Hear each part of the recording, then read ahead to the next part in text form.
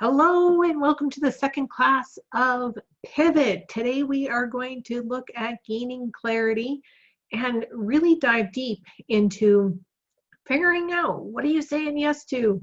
And you would not believe how many problems saying yes can cause.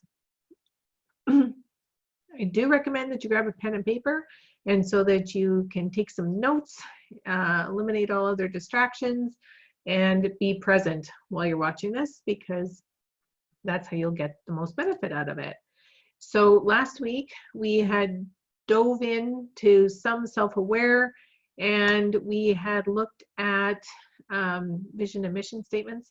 And today we're going to continue with self-aware because there's a little bit more to dive into. So if you've got your personal vision and your personal mission statements, I would love if you would comment below, drop them, and let us see what you've got going on. Having these things is super important because it makes it really easy to say yes to your yes and no to your no. And once you break things down and so that your yes can be yes and your no can be no, things get so much easier. So last week we had talked about the conscious, the subconscious, and the belief systems. And you know, when we have those vision and mission statements, it's really easy for us to make a conscious decision of what aligns with our yes and what aligns with our no. But even more importantly is we're diving into things that we might be saying yes to subconsciously or no to subconsciously, that we might not be aware of, and that usually gets grounded in our belief systems. So what happens if we are saying yes without really meaning to? So if you look at your life is exactly where you want it to be. And I know sometimes that's really hard to hear, but if you weren't taking the action that was necessary, you wouldn't be where you are. In most cases, there's some really extreme exceptions to that, but for the most part, you are where you are because it's where you choose to be. And sometimes our actions are the things that we're saying yes to, and we feel stuck. You can have self-hatred or self-loathing. You can feel like you're suffering. You can be in situations where you're being disrespected, you feel abandoned, you feel rejected, or to avoid it, you just keep being busy, but it's just a spinning wheel. The problems seem to get bigger and you work harder and you just keep on digging yourself into a bigger hole. So you can easily detect if you are saying yes to things that you should be saying no to, if you're recognizing these things in your life. So a lot of times our perception of responsibility has us saying yes to things that make us sad or don't fill our heart with joy. It's that stress that you feel like you need to. So yes, I have to. Do you really have to, or are you choosing to? That's a question that you need to ask yourself. When we feel like the hammer is coming down on us and we have to do something because we're told to do it, do you really have to do it, or are you choosing it?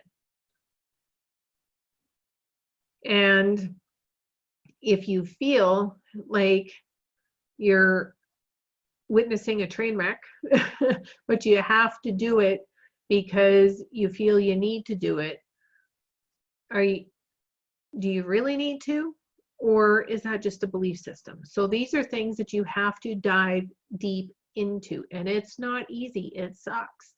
But if your heart isn't happy, why are you saying yes? Because you have to? Do you really have to? Or do you choose to? If you feel like the weight of the world is on your shoulders, is it really something that you have to do? Or is it something that you're choosing to say yes to because you don't know another way? And if something isn't working, Is it something that you're saying yes to because you feel like you have to? Or is it that you want to? These are questions that you have to get really real with. And when you get really real with yourself, things pivot. So many times in our life, for whatever reason, the things that we're super passionate about, the things that we really want to do, there is every excuse in the book why you can't do it right now. And you say no. The things that are building you up, that are making you strong, every excuse in the book, you say no. The things that feed your soul and give you energy and create vitality, every excuse in the book, you say no. And it is important to identify these things too, because these are the self-sabotaging patterns that keep you stuck. They keep you in relationships that are toxic. They keep you in a career that you can't stand. And why? Why? Because you have to? No, you choose to. So it's really important that you pay attention to your body. Is your heart singing for joy with the choices that you're making?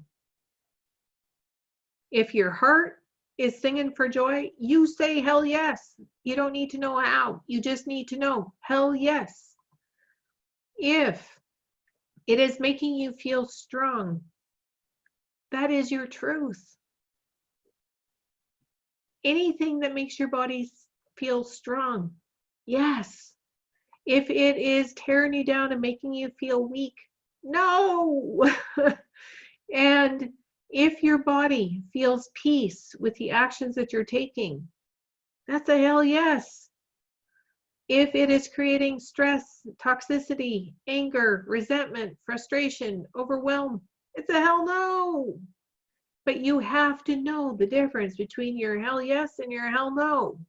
Are you with me? I hope so. So the habits that you have developed, when you're looking at your yeses and your nos, are you saying yes to please somebody?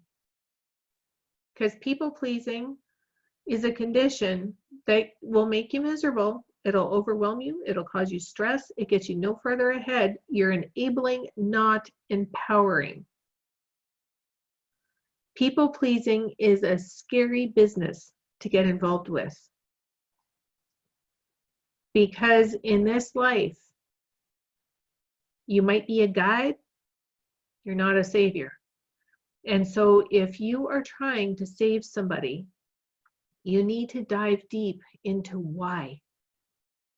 Because you can feed a man for a day, but if you teach him, that empowers them to be fed for a lifetime.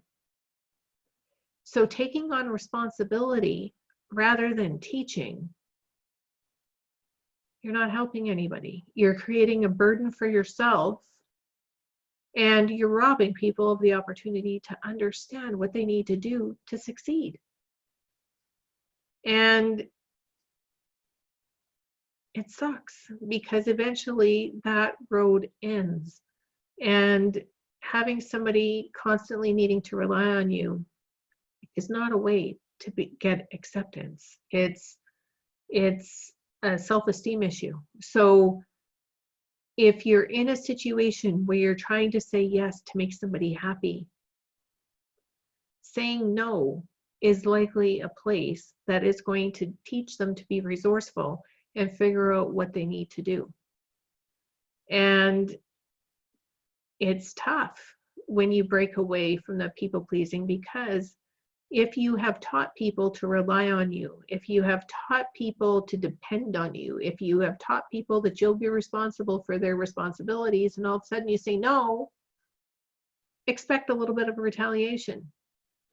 But it's important to set that boundary, and so that you can build up your energy and they can learn what they need to learn. Self-sabotage is another habit, because if we have fear, and specifically the fear of change, then what happens is we start making excuses. And those excuses are going to keep you doing the same thing that you've always done. It's not going to get a different result. And so dig deep and see if what you are doing is a self-sabotage pattern. Is that why things are staying the same? Sometimes we say yes because we don't want to be alone. We don't want somebody to leave. But if we're saying yes to keep somebody in our circle, is that somebody that you actually want? Because when you're looking for relationships, you're looking for unconditional love in any relationship that you're in. If somebody is putting conditions on it, that's manipulation, and it's toxic. So when you are looking at building a relationship, when there are conditions, it's something that you want to step back from, because having a respect or unconditional love means that there's no conditions for that. You just have to be you. And when you get yourself surrounded in those kinds of circles, it's so much easier because you're supported and you're appreciated. And it's okay. You don't have to like everything that everybody does. But when you're in a place that you are feeling like you need to do something in order to be accepted, that's not being authentic to you. And so be clear on why you are in the relationships that you are. And if you have unconditional self-love, you're never going to be alone, but you need to be your number one fan. Got it? Fear of being judged. Well, you're never going to please anybody or everybody. And so expect to be judged, because not everybody's going to agree with you. And the quicker you accept that, the better off life becomes. Because if you can stand for something, then you can believe in yourself. And that is the only person that you need to worry about being judged by, right? Stand in your truth, and then others can stand in their truth. We're not always going to agree, but that doesn't mean that we're wrong. There are no wrongs. You need to just be your number one fan. And as long as you are doing what you believe in and what you believe is right, and when you put your head on your pillow at night, you can feel good about what you've accomplished, that's all that matters.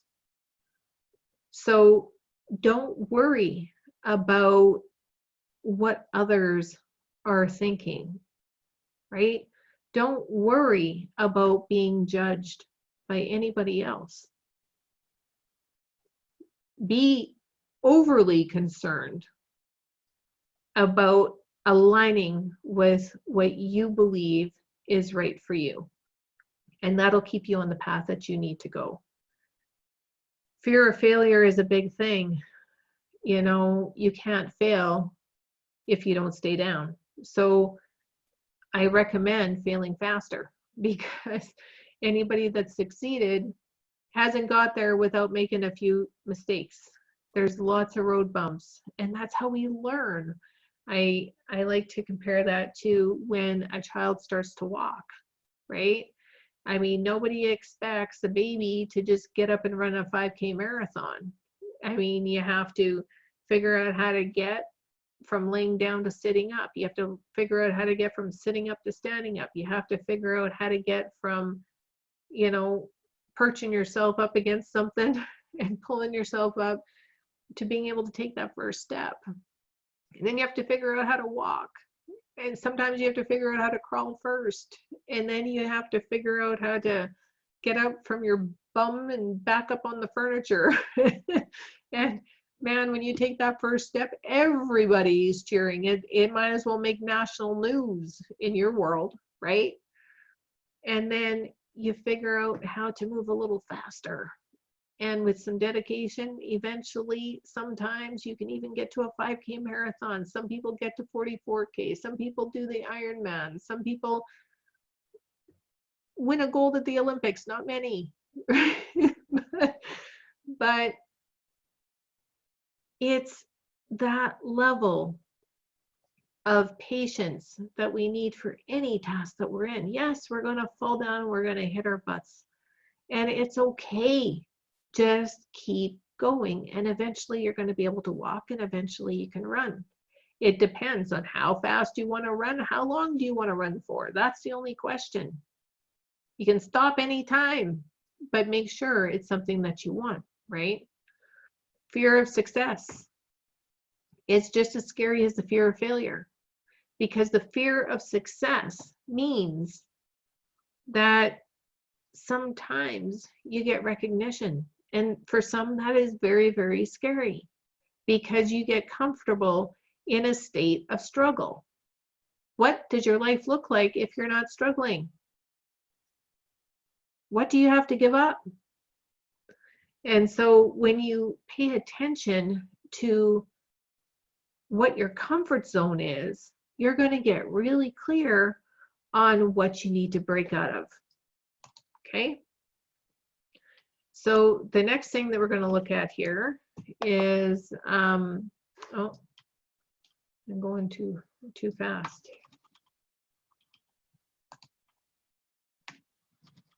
Hold on.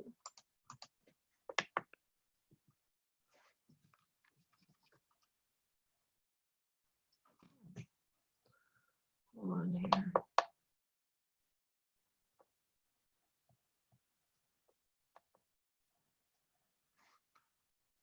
Okay. And so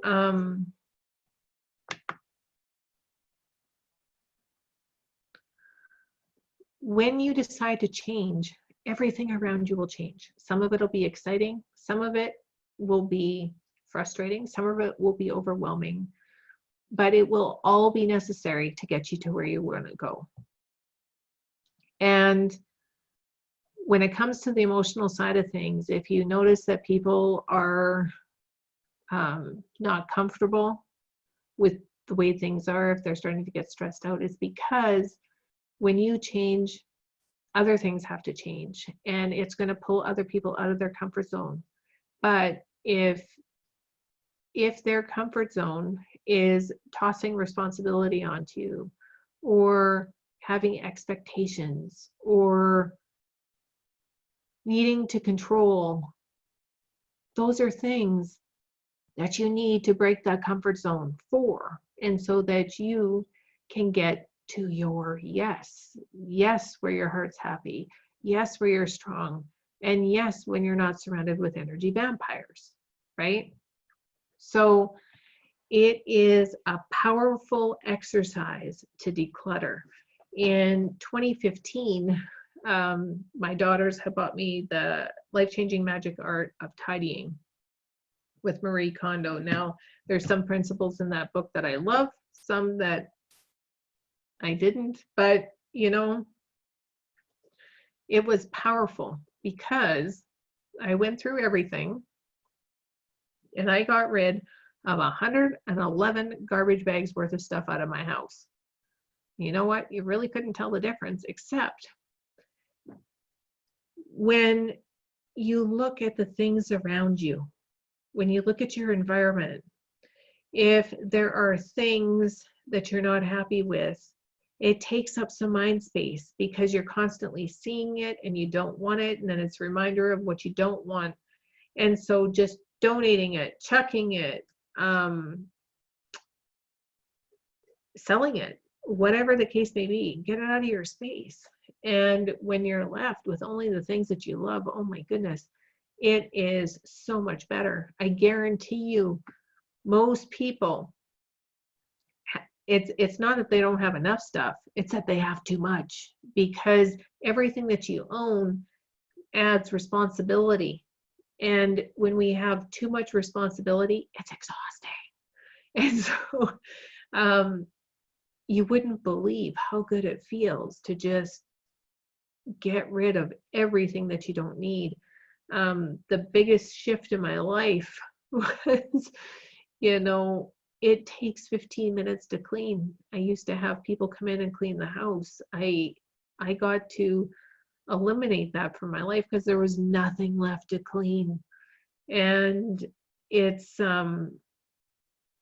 such a beautiful space to just be able to rest when you're ready to rest without looking at all the clutter. It's incredible. Same thing goes with the clothes.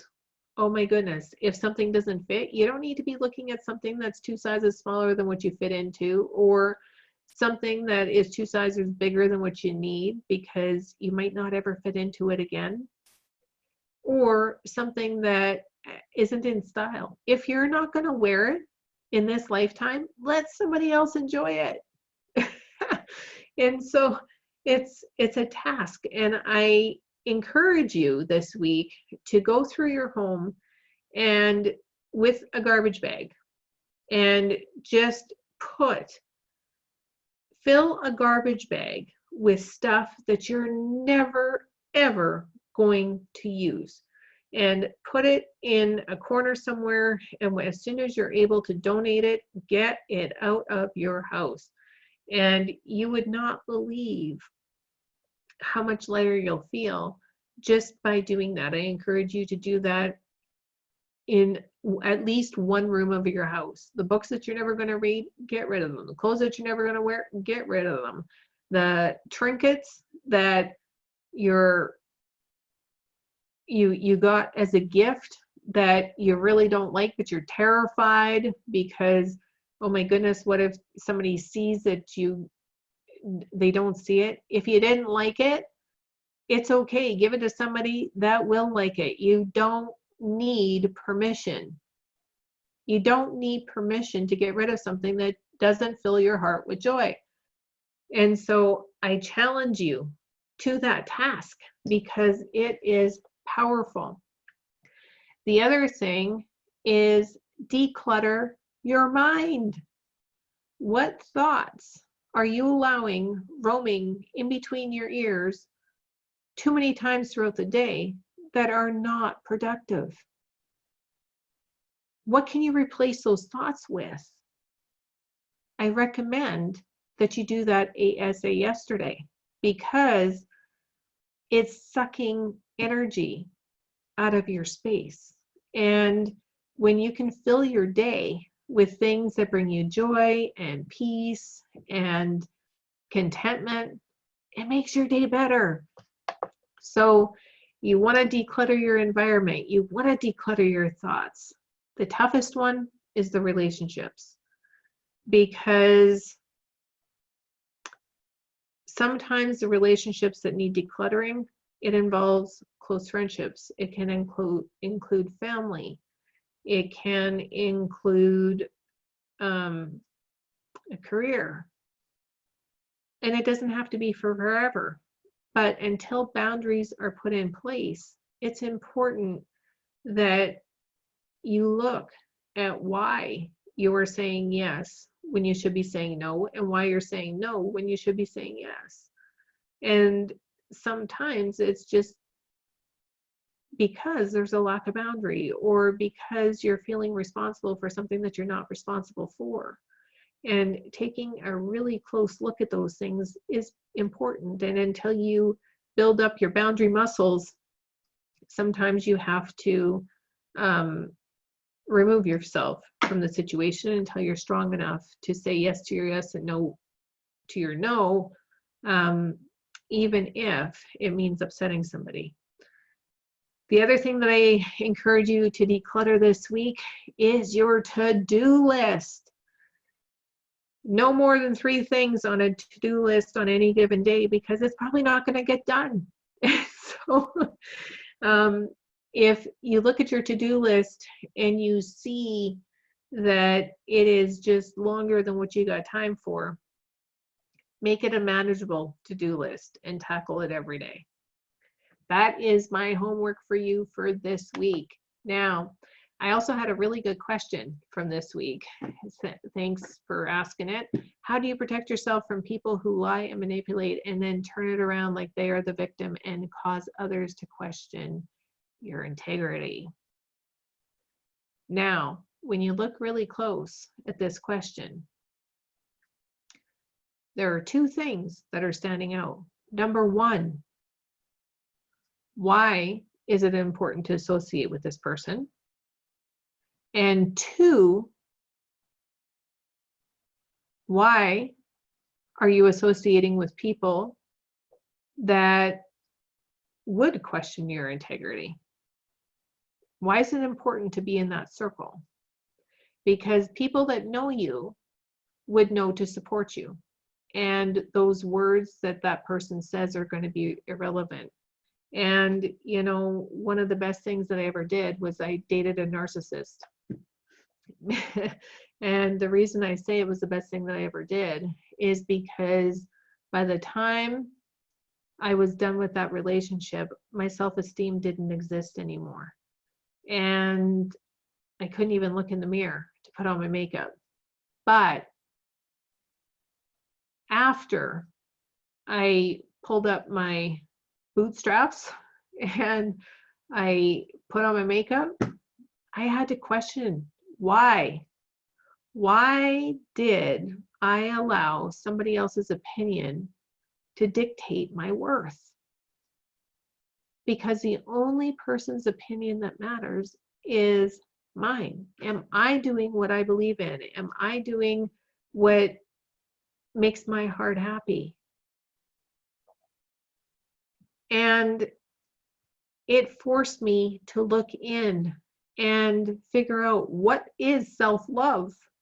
What is it to be loved unconditionally? Because unconditional love is unconditional. That means there are no conditions. And if you don't love yourself unconditionally, it's impossible for anybody else to. And in those circumstances, you're going to start looking for validation from other people. But nobody is ever going to be able to convince you that you're lovable, because the moment that somebody says, I love you, you're going to come up with the reasons why that has to be a lie, because you don't love yourself unconditionally. And in these circumstances, there's always going to be a keyboard warrior out there that is going to judge you. That's a guarantee, because there are almost 8 billion people on this planet, and not everyone agrees on the same thing. But when you get to a place where you love yourself unconditionally, anybody that says anything that isn't aligned with your truth, their opinion isn't going to matter, because you have your back. And the people that care about you and that love you unconditionally, they have your back too. So if you find yourself in this situation, it's because you're trying to fit in a tribe that is not meant to be your team. And it's just one of those things that you have to sit down and figure out, why is it important for you to be a part of that crowd? And then it's even more important to find the tribe that is meant to be your team. And so usually when you come into these situations, it's because you're trying to make a round peg go into a square hole. It doesn't work.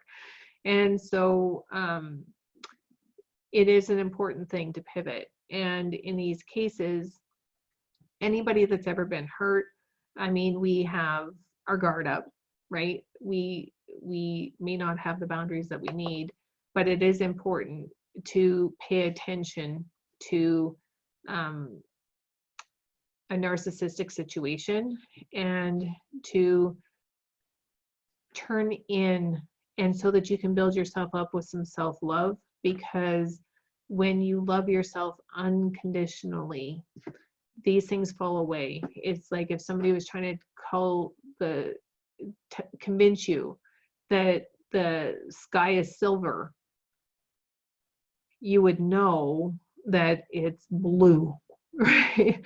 And anybody that criticizes you or judges you or tries to do anything against you is going to sound about as ridiculous as somebody telling you that the sky is silver. It's going to be such irrelevant information, it's not even going to matter.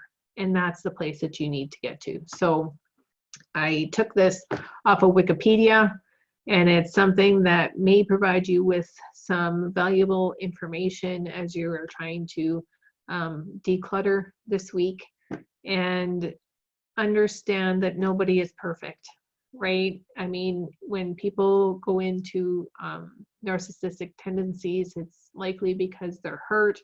They don't understand what unconditional self-love is.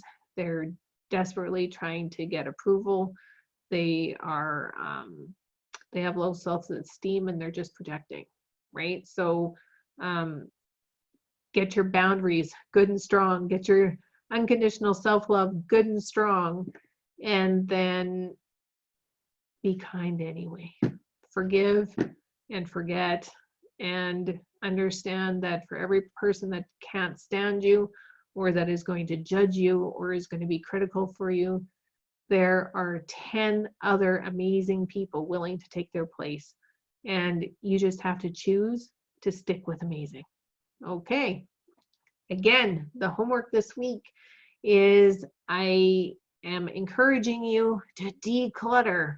Declutter your thoughts, declutter your space, declutter your emotions, and it's good to journal. Make sure to journal it all down, because it'll help things get a little bit clearer for you. And in the next class, we will be diving into self-care. Have a great week. Comment below if you have any questions, and I will make sure to add them to class. And stay amazing. Bye for now.